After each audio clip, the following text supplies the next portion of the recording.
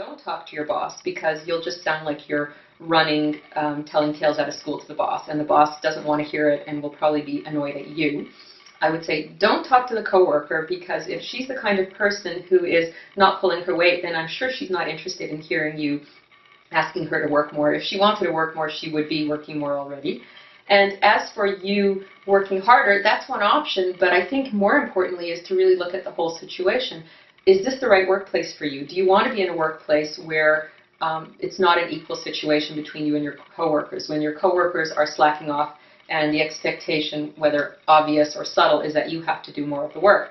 Is this the right workplace for you? You know, maybe it is and maybe it's not, but at least you should make a conscious choice about that. And if it's not the right workplace, maybe you want to go somewhere where the boss values you, where you are able to contribute and get credit for your contribution, and where it's an environment where you don't have to be feeling uncomfortable because things are out of balance.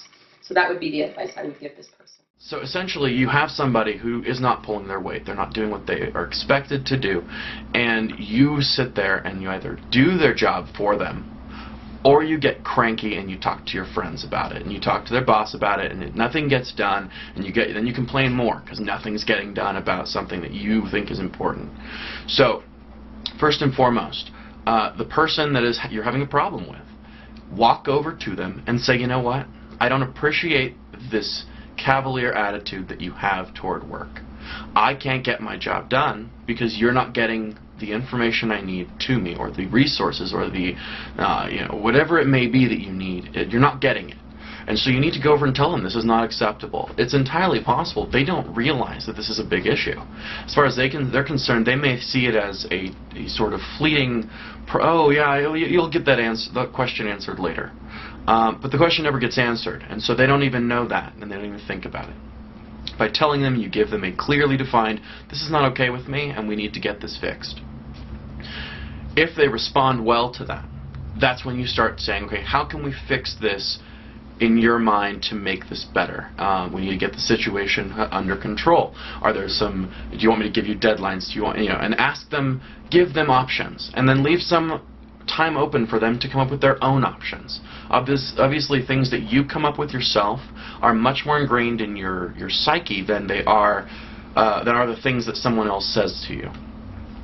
Now, barring that, your next step, assuming that they don't take any concern with your problem, the next step really is to go ahead and start documenting.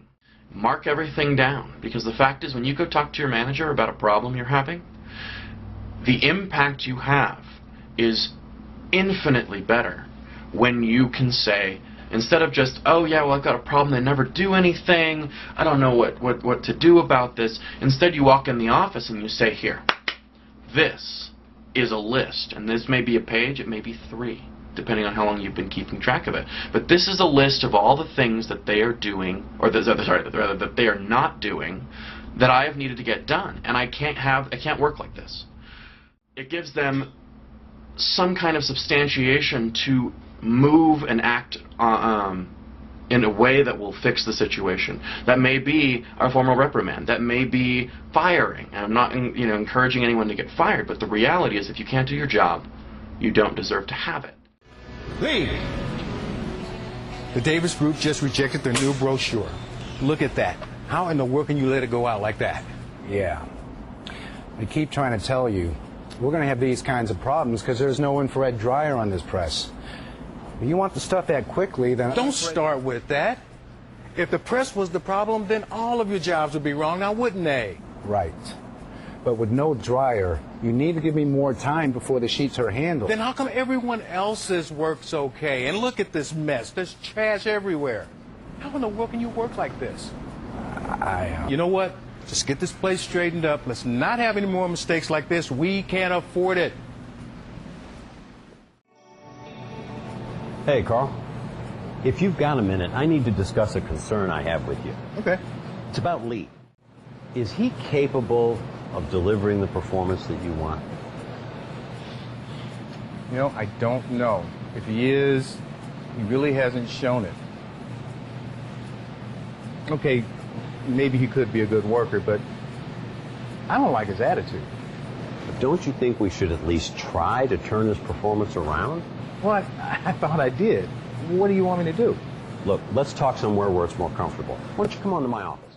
Carl, when you give someone feedback, what are you really trying to do? Well, I'm trying to let them know what I think about them, I guess. Why? Well, so they'll start working better? That's exactly right. The whole point of feedback is to improve someone's performance.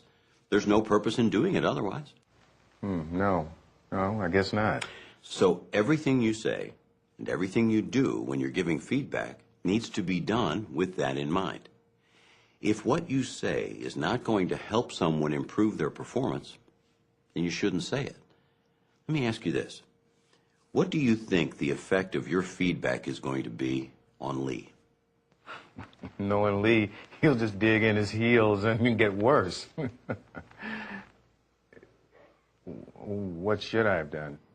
I always use a structure called CEDAR to help me in feedback discussions. C, to clarify the performance I expect to see. E, to explain how I think the person is actually performing. D, to discuss the reasons for the difference between the two. A, to agree on steps to fix the problem. And R, to review the outcomes. C-E-D-A-R, CEDAR.